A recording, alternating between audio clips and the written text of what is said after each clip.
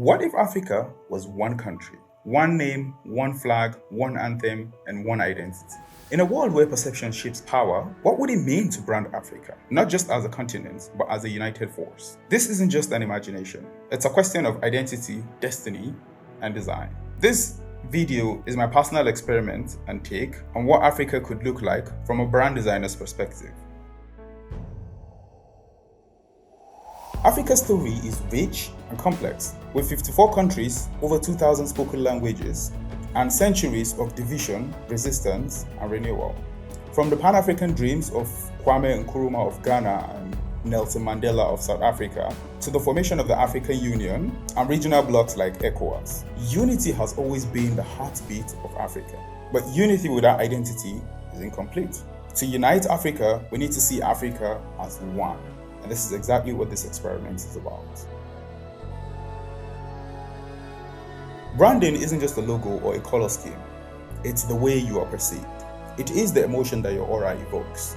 Now think about America. They claim to sell freedom, the American dream. When you think about China, the first thing that comes to your head is power, because that's exactly what they sell, because that's exactly what they are branded as. Now ask yourself this question: what does Africa sell? Leave your answers in the comment section and we're going to get back to that. Now imagine if Africa told its own story with intention, clarity, and vision. Every great brand starts with a name, not just a label, but an identity. In my experiment to brand Africa, I brainstormed on names like Africa with a K, of course, to get close to the indigenous spelling, but it didn't really sound united. I tried names like Africana.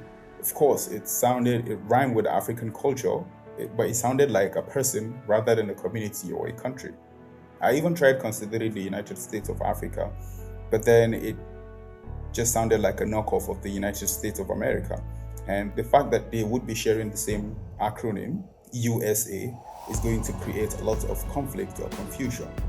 And as far as I'm concerned, Africa deserves to stand on its name with pride.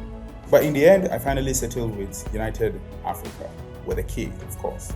This is because it's simple, it's easy to pronounce, and it speaks unity. Now, we have to all remember that Africa is a very colorful continent. Vibrant, diverse, and full of stories. Each color tells its own tale. So for the flag of Africa as a form of visual identity, I chose 4 colors: red, yellow, green, and white. This is because each African country's flag is made up of at least 2 of these colors, which makes it 50% representation from every single African country. But in this flag, I made sure that I arranged them in such a way that they tell a new story, a journey of the African nation. At the bottom, we begin with the red color. It symbolizes our struggle, the bloodshed during slavery, colonialism, and independence. It reminds us of our pains, but also our resilience and courage.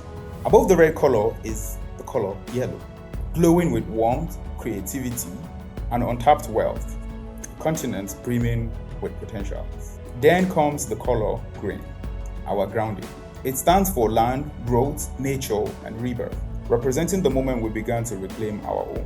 And at the top, taking up half of the flag, is the white color, not as a background, but as a dominant voice. It represents peace, unity, and infinite possibilities. And that's exactly where we're headed. From red to white, this is our arc.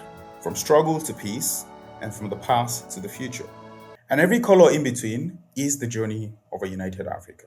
Now, if you notice, most national flags go from top to bottom or from left to the right. But I wanted something different for Africa. So I cut the flag diagonally at an angle of 45 degrees. This is because I want to portray the notion that Africa isn't divided, but it's in motion. And the diagonal cut feels dynamic, like we're ascending, not splitting. Now, every other nation has a symbol that carries its spirits. For the United Africa's coat of arms, I decided to use an elephant, not just because it's the largest animal, but because of what it represents: wisdom, strength, unity, and leadership. Wisdom from the sense that elephants never forget. Strength because elephants are calm, but unstoppable when they are provoked. Leadership because they move in herds, but every step is deliberate. Unity because elephants protect their own and never leave their own behind. And beneath the elephants is a phrase, united by purpose, which stands as the motto of the United African Nation. Now, this isn't just a phrase, it's a declaration. United by purpose means that we're not just united by geography or history, we are united because we chose to be. It is a reminder that across all tribes, languages, borders, and beliefs, we share something deeper. To build a future where every African can thrive, to shape our own narrative, not the one handed to us, to lead with strength, wisdom, and peace. This purpose is exactly what binds us, not power or politics. That's exactly what makes this unity different. It is not accidental, it is intentional. And when purpose drives unity, nothing can divide it. So now here's an interesting one. What language should United Africa speak? This is open for debate, and I want to hear your thoughts in the comment section. But here are 4 strong contenders. Swahili, obviously, because it's already gaining ground as a continental lingua franca. Hausa language, spoken across West African countries. Arabic, which is a language that is widely spoken in North Africa and parts of the Sahel. And Zulu, influential in South Africa and a symbol of cultural strength. Each of these carries history, reach, and rhythm. But final voice?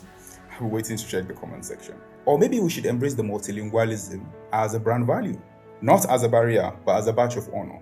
Unity in language, diversity in voice. Africa doesn't need to invent culture. We are culture. From Afrobeats to Ankara to Jollof Rice to Nollywood, these are our culture. A united Africa doesn't silence our differences, it celebrates them. Our anthem could be sung in 6, 7, 10, 20 different languages. Our brand would be rich, layered alive, just like us. And then comes our national anthem.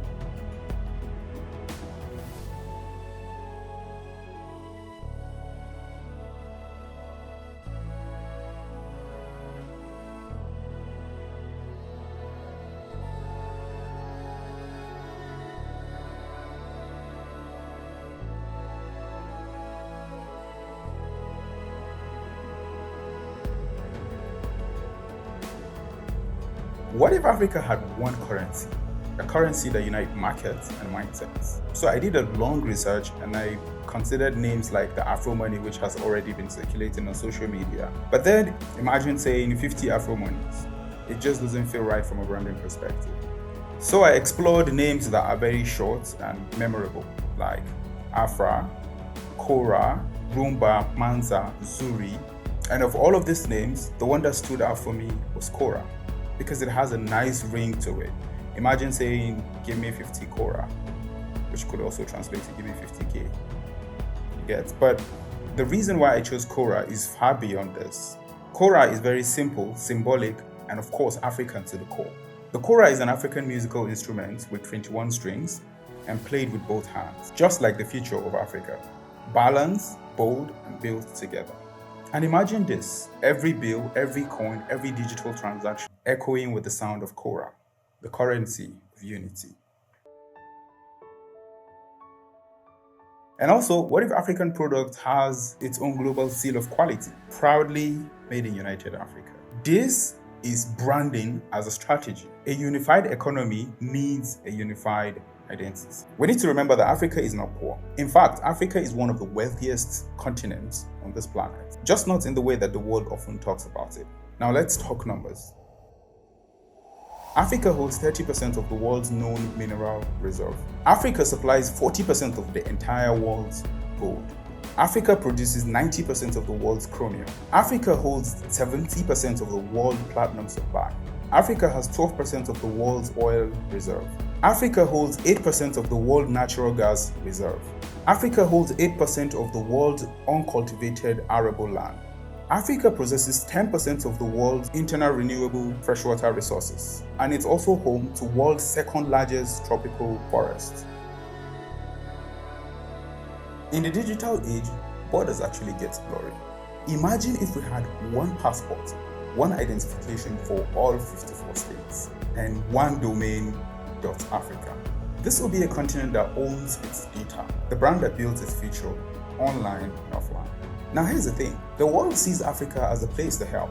What if we flip the script? Africa as a partner, or Africa as a powerhouse? A permanent seat at the UN Security Council.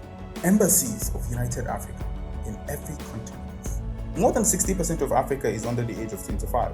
That's a growing youthful population. The diaspora will send back millions of Africans, but they also bring ideas. They were taken out of Africa without their consent. They shouldn't be rejected when they come back to Africa. Our brand must include them. They are Africans too. But unity isn't utopia. Tribalism, language, corruption, disparity are things to be concerned about. We must ask the hard questions. Can 54 presidents become one voice? Can we avoid mistakes of others, or we're going to repeat them? A brand that is blind to pain is not a brand. It's a lie. We must build with the truth. So here's a call to every African. You don't have to be a president to build Africa. Develop the identity, write the anthem, sing the song, tell the story, tell our history. If we don't brand Africa, someone else will, again. And this time, the world is watching. A brand is not what you say you are. It's exactly what people feel when they hear your name. What should the world feel when it hears Africa? The time to define that is now.